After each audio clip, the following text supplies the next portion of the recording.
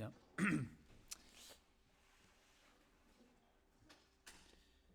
On va prier.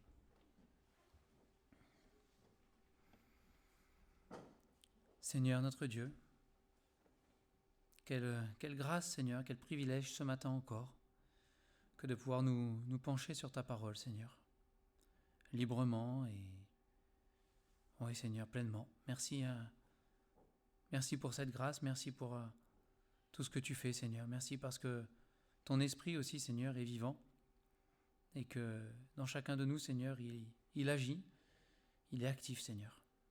Et parce que tu parles à nos cœurs, parce que tu nous révèles des choses, Seigneur, et que tu nous aides aussi à avancer avec toi.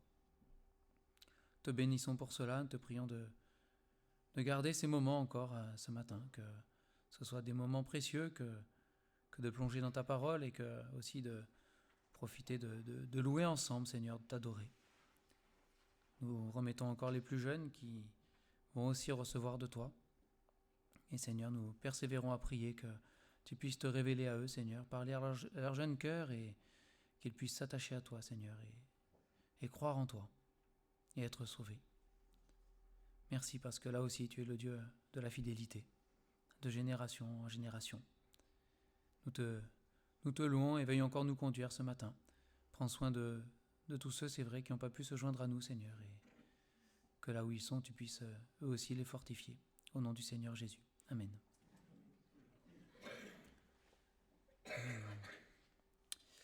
On va aller ce matin dans Matthieu, l'évangile selon Matthieu, chapitre 15.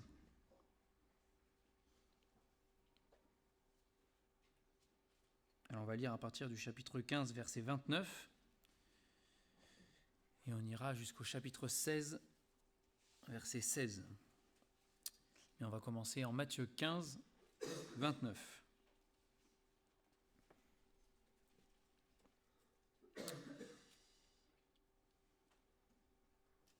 Donc voilà ce qui est écrit dans la parole de Dieu. Jésus quitta ces lieux et vint près de la mer de Galilée. Étant monté sur la montagne, il s'y assit.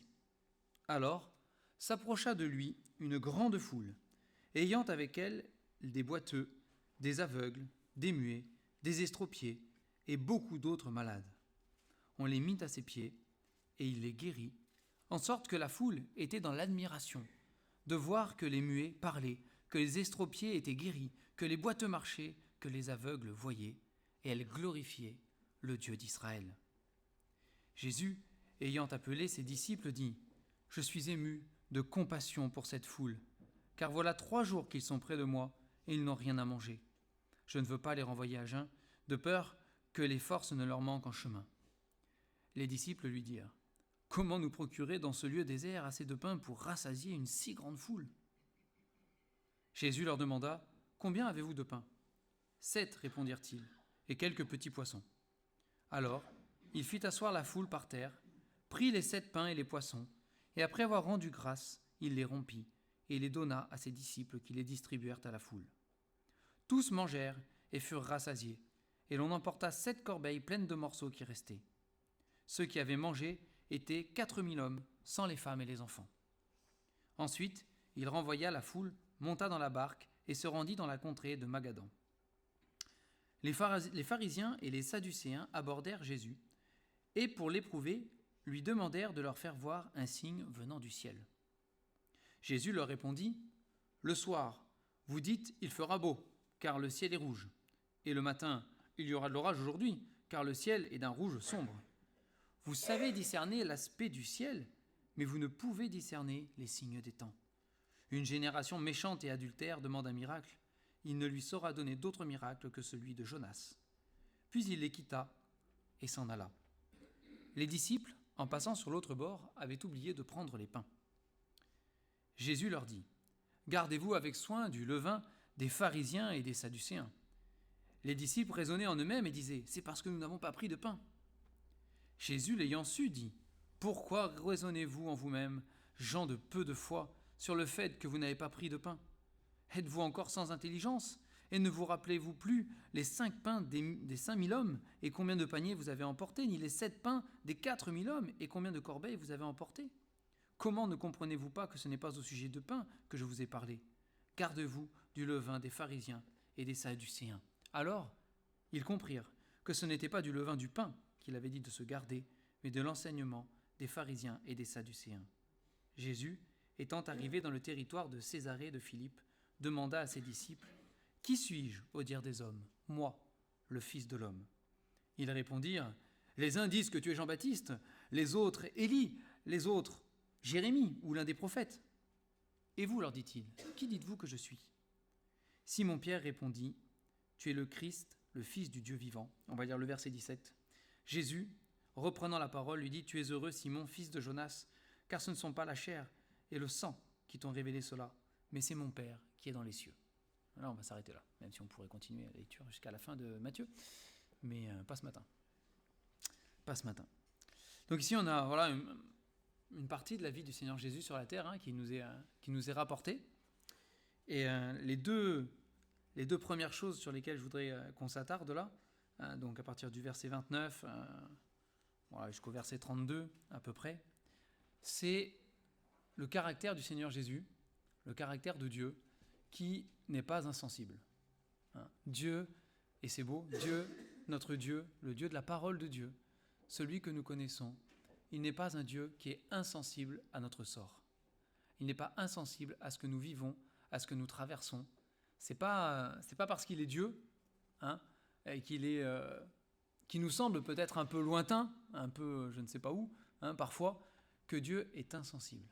Quand il était sur la terre, le Seigneur Jésus, lui, qui était Dieu sur terre, et qui a vécu ce que nous avons vécu, hormis le péché, a manifesté régulièrement, et sans cesse même, sa compassion. On voit toujours le Seigneur Jésus qui a compassion. Il n'a pas un cœur dur. Il regarde, et on pourrait croire que peut-être en regardant avec les yeux de Dieu, il est un peu au-dessus de ces choses, et pas du tout. C'est pas ce qu'on voit dans la parole de Dieu. Ici, le Seigneur Jésus commence, alors notre passage commence, parce que l'histoire a commencé avant, mais notre passage commence où le Seigneur Jésus se retire en fait. Il quitte les lieux, il va près de la mer de Galilée, il monte sur une montagne et il s'assoit. Alors il est avec les disciples, il n'est pas tout seul, mais bon, il est un peu seul avec les disciples en tout cas. Et puis il est poursuivi. Et d'ailleurs, il le dit lui-même, il n'a pas un lieu où reposer la tête, il n'a pas de repos, il a du mal à trouver un temps de repos, le Seigneur Jésus. Les foules le suivent partout. Et une foule arrive là, et avec des malades en tout genre. On a lu ensemble, il y a des aveugles, il y a des estropiés, il y a des boiteux, il y a tout, tous les malades possibles, inimaginables, ont été amenés au pied du Seigneur Jésus. Et à la fin du verset 29, il est dit, on le mit à ses pieds et il est guéri. Il n'y a pas de... Il est guéri. Il était là, il a vu ces gens, il a vu leur détresse. Il était, pour la plupart, la seule solution, de toute manière. C'est là, boiteux, estropié, aveugle, malade comme pas possible, c'était des maladies incurables. Et c'était la seule... Et ils viennent là, et le Seigneur Jésus a pitié. Le Seigneur Jésus a compassion. Et après, il reste là pendant 3 jours, et au verset 32, c'est le Seigneur Jésus qui prend l'initiative. C'est pas les disciples qui se disent « Oh là là, et ça fait 3 jours qu'on est là, ils n'ont pas mangé, comment on va faire ?» Non. Même la foule qui était là, on ne sait pas, il n'en est pas question, mais bon, on ne sait même pas s'ils y pensaient. Probablement, il y avait des ventres qui commençaient à gargouiller quand même au bout de 3 jours, mais bon, on ne sait pas. Mais c'est le Seigneur Jésus lui-même qui regarde cette foule. Et même s'ils sont guéris, parce qu'il les a tous guéris, donc ils sont tous guéris là. Il n'y a pas de malade à ce moment-là. Mais même ça là, le Seigneur anticipe, le Seigneur voit. Et il dit, je ne peux pas les renvoyer comme ça. Si je les renvoie comme ça, ils vont manquer de force en chemin, ça fait 3 jours qu'ils sont là, on n'a pas mangé. Et c'est le Seigneur Jésus qui prend les devants. Et c'est une grande leçon ici, de ces 2 petits passages entre guillemets, une grande leçon ici, c'est que le Seigneur n'est pas insensible à ce que je vis, à ce que je peux traverser, à mes difficultés, à mes besoins, à mes maladies parfois. Alors on sait que le Seigneur n'a jamais promis de guérir sur la terre toutes les maladies instantanément.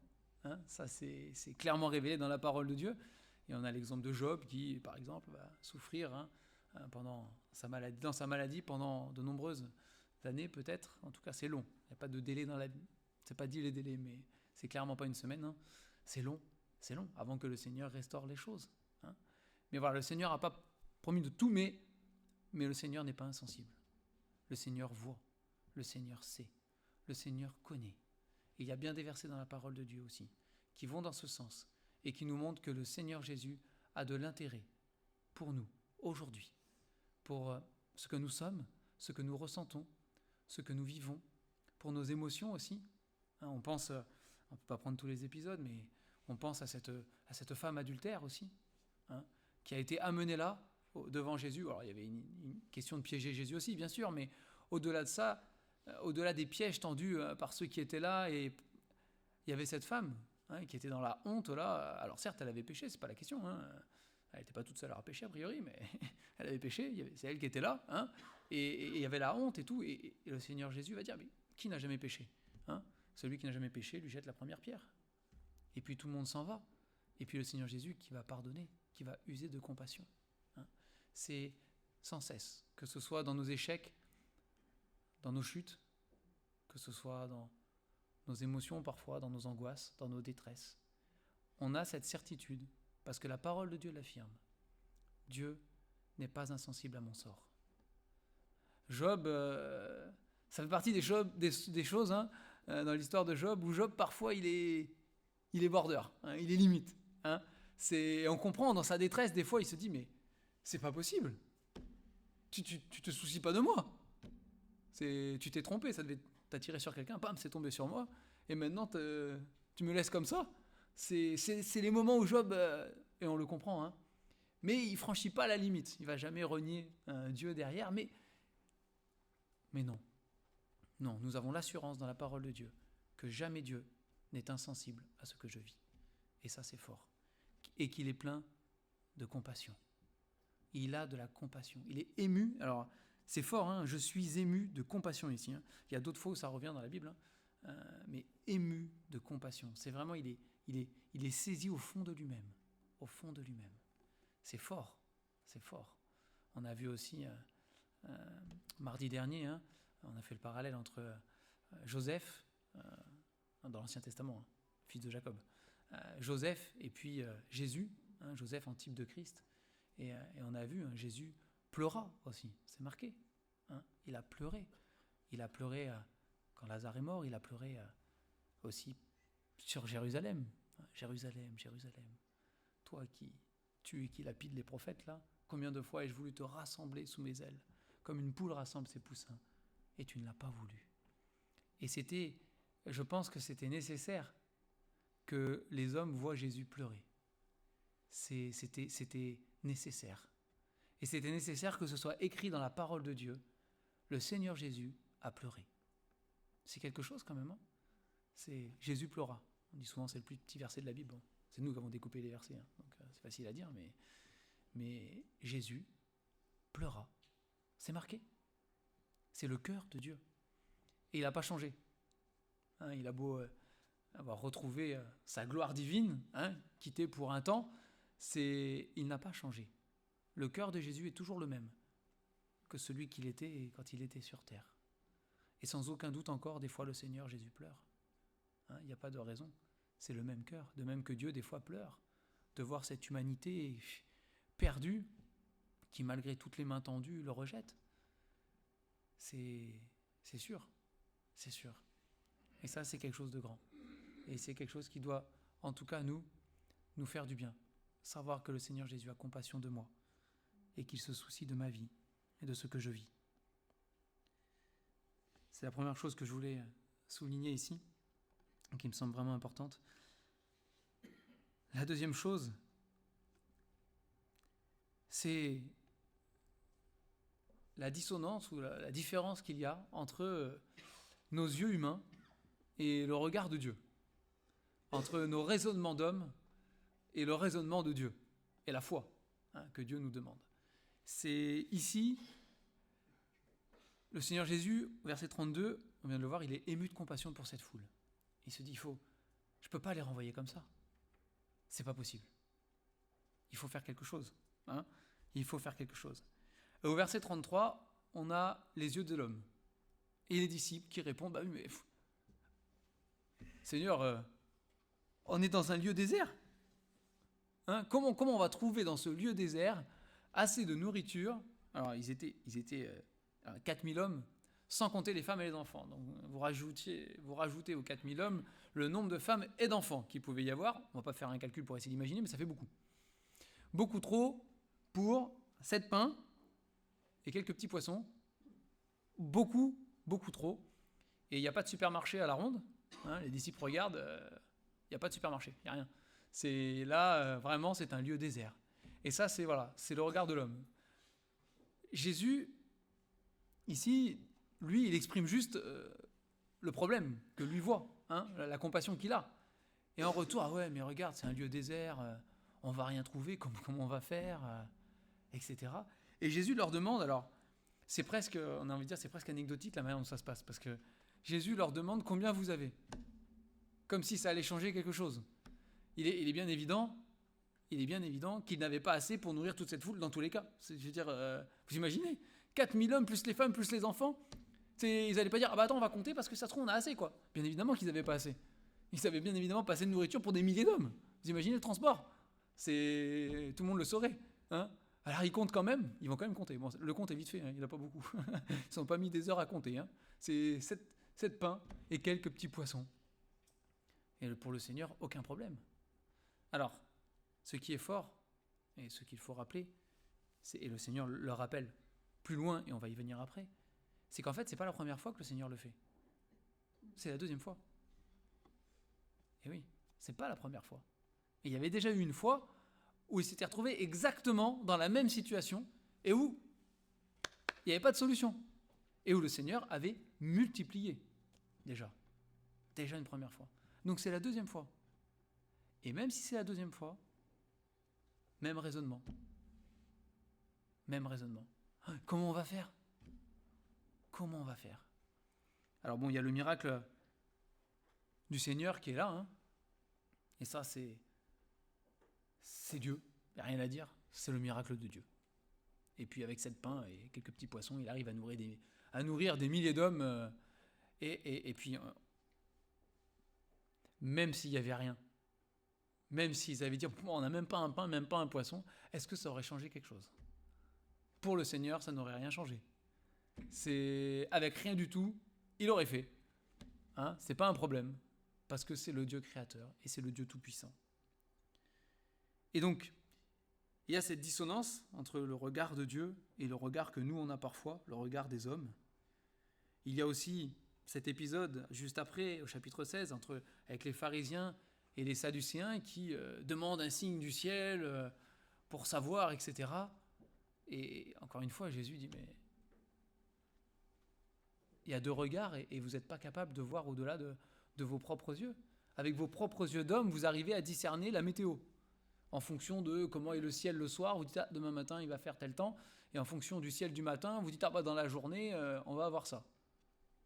Alors, c'est peut-être pas infaillible, mais bon.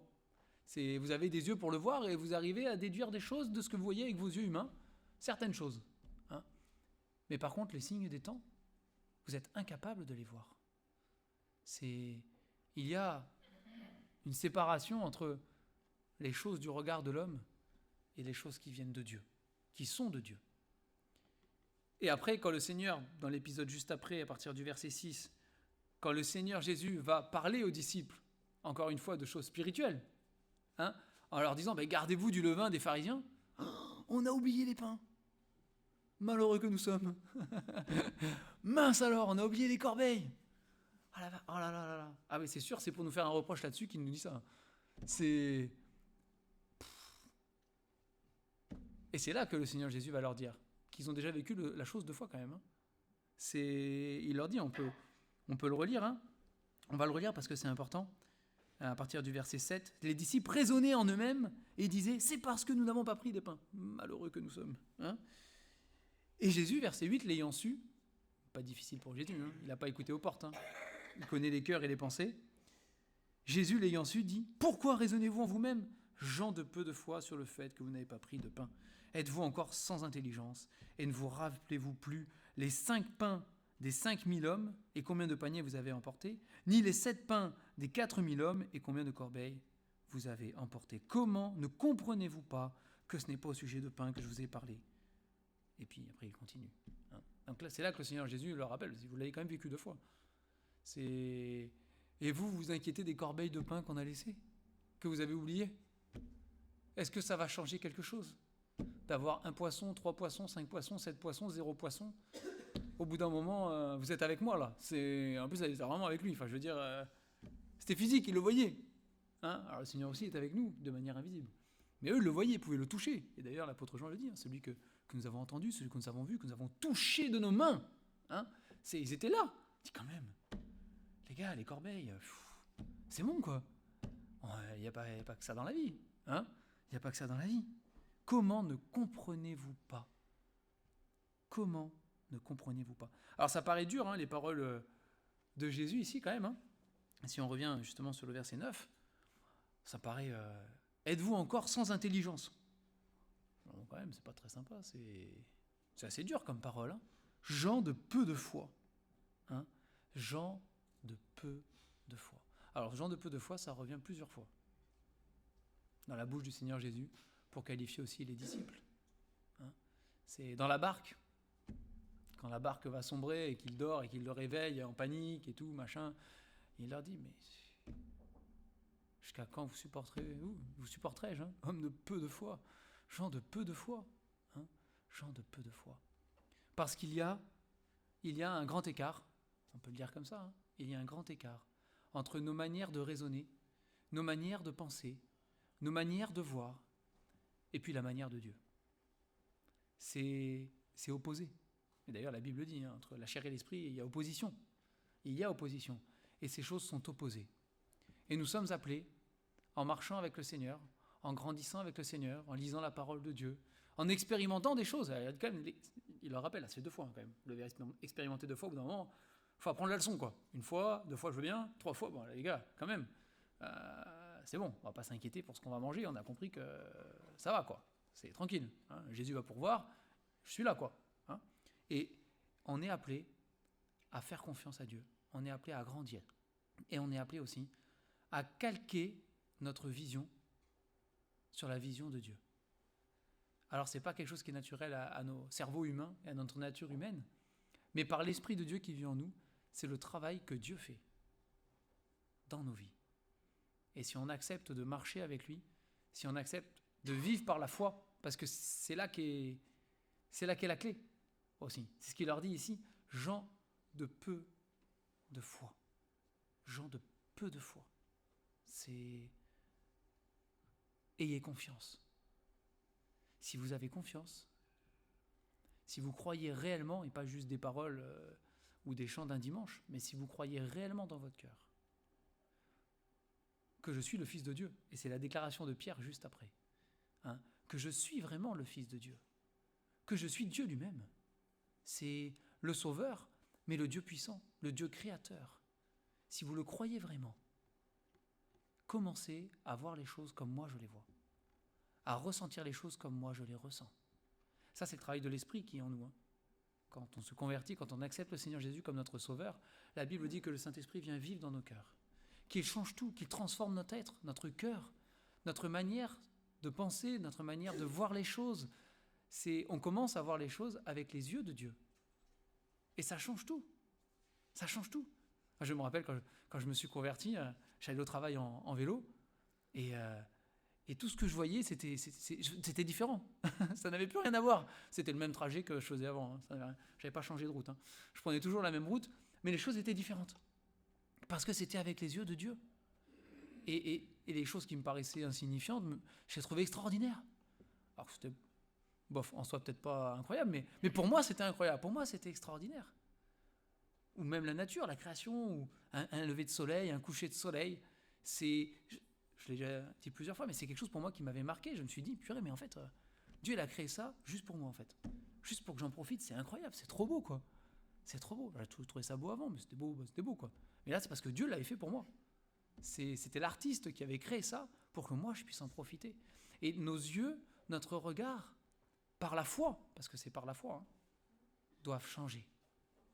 Et on doit s'extraire petit à petit dans nos pensées et dans nos raisonnements et dans nos visions des choses. on doit s'extraire petit à petit des choses terrestres. Ça ne veut pas dire qu'on ne s'inquiète plus des choses terrestres, hein, à leur juste place et à leur juste manière. Ça ne veut pas dire qu'on ne s'en occupe pas. Et ça, le Seigneur est clair aussi dans la parole. Hein. Mais notre vision est différente. Parce que nous sommes appelés, et la parole de Dieu le dit, à marcher les yeux fixés sur Jésus-Christ. Nous sommes appelés à nous attacher aux choses d'en haut et pas aux choses de la terre. Ce qui ne veut pas dire qu'on les délaisse complètement. Mais on fait les choses avec les yeux fixés au bon endroit, en ayant pour objectif Christ, le Seigneur, et lui seul. Et c'est un travail qui prend peut-être du temps aussi, hein, d'arriver à recalquer nos pensées, nos cœurs, nos visions sur celles du Seigneur Jésus. Les disciples, ils vivaient H24 avec Jésus. C'était quelque chose quand même, hein, H24. Ils ont vu les miracles, tous les miracles, même ceux qui ne sont pas écrits parce que la place manque. Eux, ils les ont vécus quand même, ils les ont vus, tout cela, hein, tout cela. Et pourtant, ils avaient parfois du mal à... Souvent, peut-être même, on le voit dans la Bible, hein, ils étaient comme nous, ils avaient souvent du mal à calquer leur vision sur celle de Dieu. Souvent, il y avait dissonance, ils n'étaient pas sur la même longueur d'onde. Hein. Ils avaient leurs préoccupations à eux, ils avaient leurs inquiétudes, qui étaient probablement légitimes pour des hommes, hein, mais qui n'étaient pas tout à fait celles qu'avait le Seigneur Jésus à ce moment-là. Mais c'est par l'Esprit. C'est spirituellement. Ici, à la fin du passage qu'on a lu, à partir du verset 13, Jésus leur pose la question, qu'est-ce que les hommes pensent que je suis, qui je suis, au dire des hommes, hein. Et puis les hommes avaient raisonné, ils avaient vu Jésus, ils avaient fait des déductions, vous savez, des déductions. Oui. Alors il y en a qui pensaient que c'était Jean-Baptiste qui était revenu, parce que Jean-Baptiste avait été décapité, hein, mais ils pensaient qu'il était revenu sous une autre forme, c'était l'esprit de Jean-Baptiste qui était là, qui était revenu. Élie, il y avait des prophéties qui disaient qu'Élie devait revenir. Jésus expliquait que c'était quelque chose qui concernait Jean-Baptiste pour le coup. C'est lui, l'Élie, qui devait venir et préparer le chemin du Seigneur. Mais il y en a qui pensaient que c'était Jésus. Les autres, Jérémie. Alors Jérémie, je ne sais pas pourquoi. Mais ils pensaient que c'était Jérémie. Ou l'un des prophètes. C'est-à-dire, il y a un prophète qui est revenu parmi nous. Hein? Et Jésus leur dit, vous, c'est bien beau les autres qui ont vu des choses peut-être de moi, de loin un petit peu là, mais vous qui êtes avec moi H24, vous, qui dites-vous que je suis ? Alors, moi je suis frustré parce que j'aurais bien aimé avoir la réponse de tous les disciples, mais on a que celle de Pierre. Et je pense qu'il a parlé le premier, comme d'habitude. Mais bon, j'aurais bien aimé savoir ce que les autres disciples auraient répondu et ce qu'ils auraient pensé. Mais Pierre leur a coupé l'herbe sous le pied. Hein, c'est « Tu es le Christ, le Fils du Dieu vivant. Hein » On se dit « Ah ça y est, enfin il y en a un qui a percuté, Pierre il a compris. » Non. Hein, le verset après nous dit, Jésus reprenant la parole lui dit « Tu es heureux Simon, fils de Jonas, car ce ne sont pas la chair et le sang qui t'ont révélé cela, mais c'est mon Père qui est dans les cieux. » Hein. Donc Pierre n'a pas fait une super déduction avec son intelligence hors norme et rapide plus que les autres. Et il est arrivé à la bonne conclusion. Ça coche toutes les cases, c'est le Christ. Non, pas du tout. C'est pas ce qui nous est dit.